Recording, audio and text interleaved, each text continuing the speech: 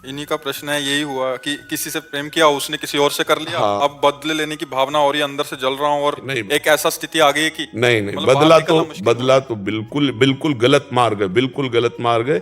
चुपचाप सह जाओ और अपनी गलती मानो, अपनी गलती मानो कि हम बिना पहचान किए, बिना परिचय किए इस तरह से दिल फेंक तमाशा देख डाला। नहीं तो किसी से प्यार करने के पहले कुछ दिन तटस्थ भूमिका निभाओ, देखो व्यक्ति का स्वभाव क्या है।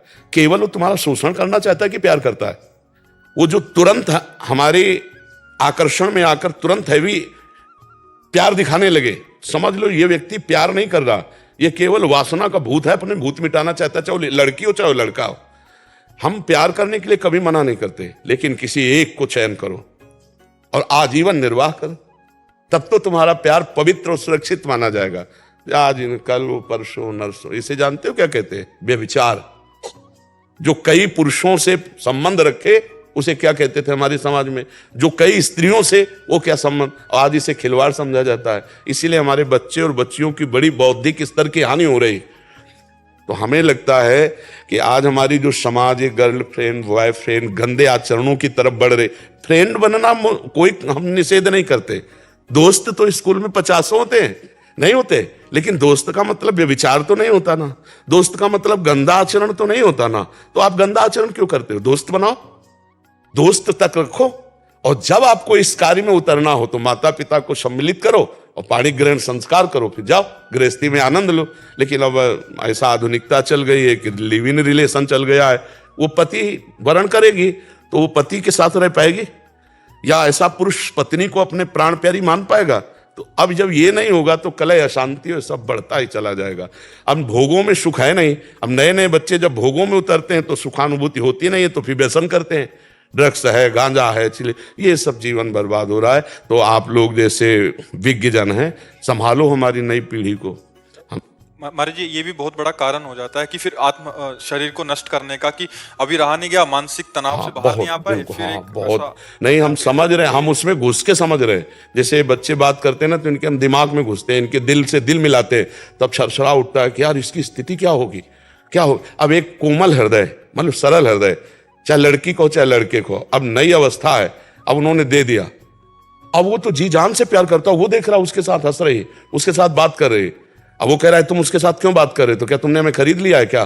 अब उसके जो हृदय में बीतती है, क्योंकि उसने आसक्ति कर लिया ना। आसक्ति का मतलब होता कर लिया, अब वापस होना मुश्किल है, जैसे दलदल में फंस गया, निकलना मुश्किल है। अब वो आसक्ति से पीड़ित है, तो नशा करे और नशे में अपने को व्यतीत करे, तो फिर और परेशानी होती। बहुत सोच समझ के, बहुत सोच समझ, ये जीवन नष्ट होने वाला नहीं, ये जीवन खत्म। दूसरा तीसरा, हमको जीवन का तार तोड़ना है, दुख और सुख के ऊपर उठना है, हमें महान बनना है यार।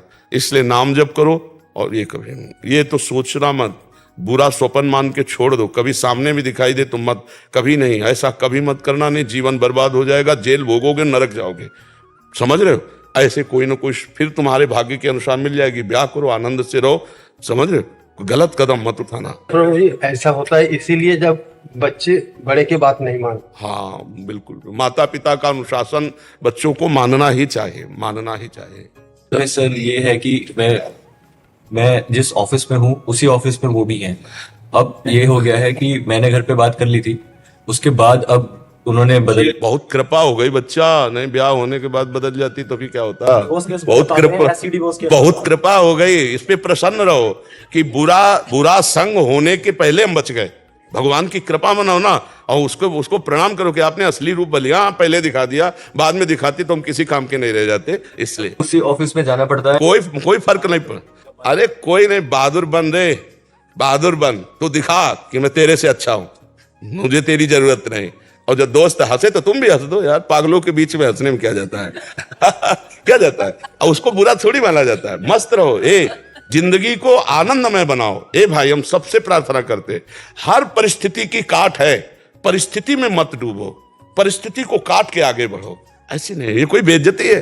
उसकी मन है वो दूसरी जगह जा रही, कोई बात नहीं भाई, तुम्हारे अपना रूप दिखा दिया, हमारी कोई बात नहीं, हमारा भगवान देखेगा। कहीं ना कहीं ऐसा जोड़ लिखा होगा जो तुम्हें सुख देने वाला हो। ये आती तो दुख देती ना। आनंदित रहो, भगवान के भरोसे रहो और नाम जप करो, कभी कुछ गलत मत करना। उसको भी जब प्यार से देखो ना तो मन से प्रणाम करो कि अच्छा हुआ प्रभु ने आपका रूप दिखा दिया, नहीं तो पीछे मुझे बहुत धोखा होता। ऐसा किसी का हित, ये जैसे बच्चे सोचते हैं मेरी नहीं हुई तो किसी के नहीं होने देंगे, ऐसे लोग सोचते हैं ना, तो फिर वो क्या करते, वो जेल से थे, वो भी जेल में जाते, वो किसी के नहीं होते। अपना जीवन बर्बाद और माता पिता परिवार को दुख, और इसके बाद वह जेल भोग करके फिर नरक जाना होता है। इसलिए कभी ऐसा न, जैसे कुछ बच्चे ऐसे मूर्ख होते हैं कि वो ऐसे इधर उधर सब रूप का नाश करने के लिए, जैसे वो क्या कहते हैं उसको, हाँ अरे कभी नहीं बच्चा, कभी नहीं। और एक चीज बताएं, सच्चा प्यार तुम अगर किए हो तो प्यार का स्वरूप जानते हो क्या होता है?